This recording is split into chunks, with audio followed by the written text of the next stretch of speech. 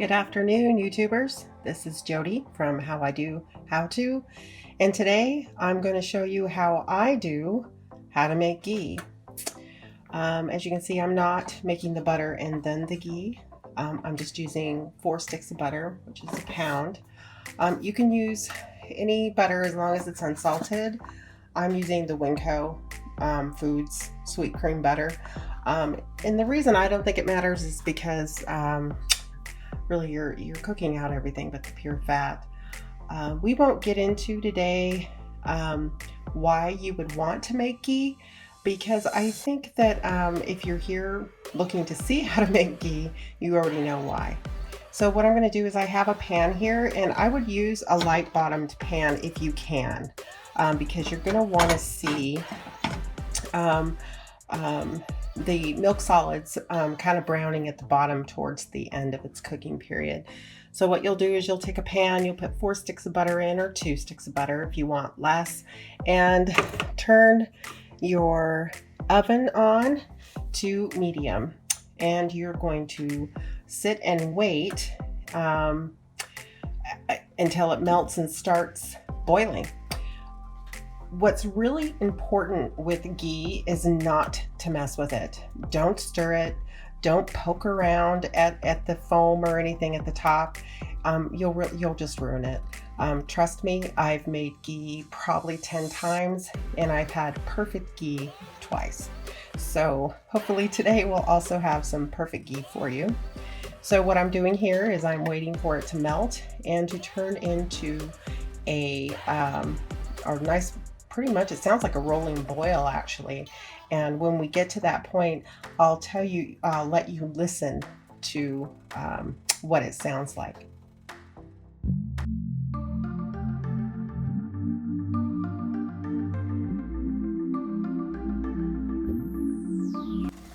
So here we are back. The butter is almost melted, and you can see it's starting to boil. One nice thing about making ghee is you can do other things in the kitchen. For instance, I have some sweet potatoes in the oven. I prepared the sieve and everything for when we pour the ghee into a jar. Poured myself a cup of coffee, stuff like that. But once this butter is melted and it's really at a rolling boil, you want to start to watch it, and you don't want to let it boil beyond about 15 minutes.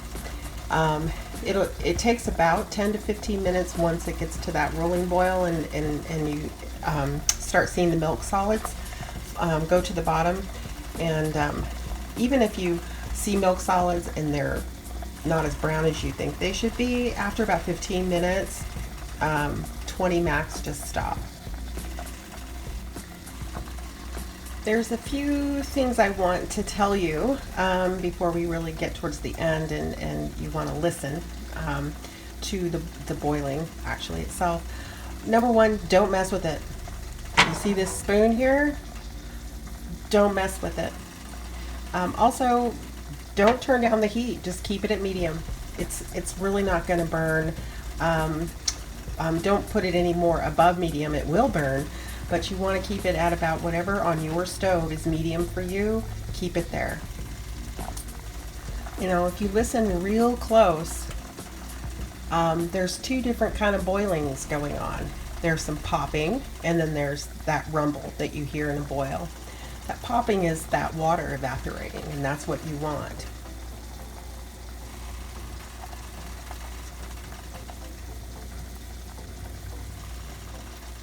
Later on, you'll hear it. It's even it's louder. While we're waiting for the last minute or so until I check it, I wanted to talk a little bit about the difference between clarified butter and ghee. Clarified butter is cooked less time.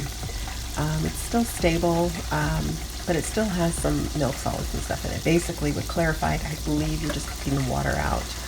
With ghee, you're actually getting rid of those milk solids, browning them up a little bit and then straining them off. And you're also putting it through a sieve. I put it through a sieve and cheesecloth. With clarified butter, you just skim off the stuff on the top. About another minute left.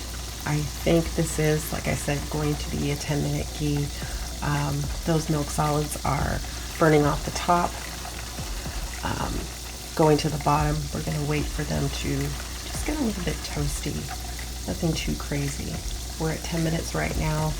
I'm going to watch it closely, as you should, if you do it. So just so I don't burn it. Like I said, I don't mind burned ghee, but it isn't as pretty. Okay, we are at 12 minutes in, and as you can see, those milk solids have burned off, and this is the first time I'm going to touch the ghee. What I want to do is move aside those bubbles so we can see if those milk solids are toasty on the bottom. It's hard to see.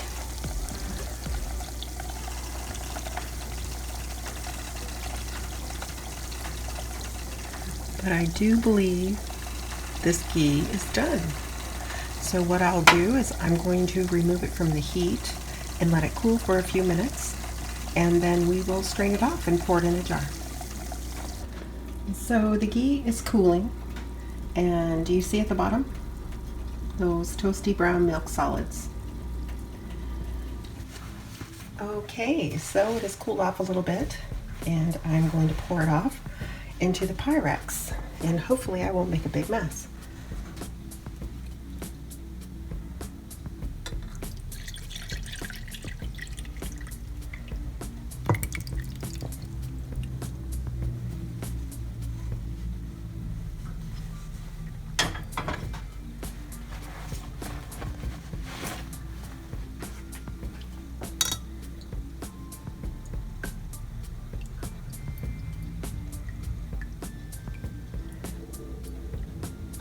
So 4 sticks of butter made me, about 2 cups, just a little less actually, 2 3/4 cups, probably more if I strained this off.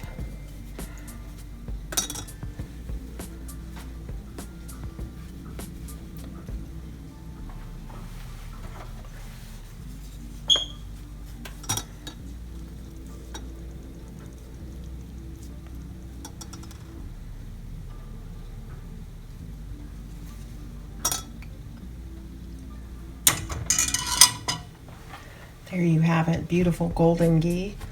Oh, it's so pretty, isn't it? So what I'm gonna do is I'm gonna let that cool. What your ghee will look like, isn't that beautiful? And this sits on my counter, and if a recipe calls for oil, I use ghee. I'll put it on toast occasionally, but I don't use it for anything that isn't going to be cooked.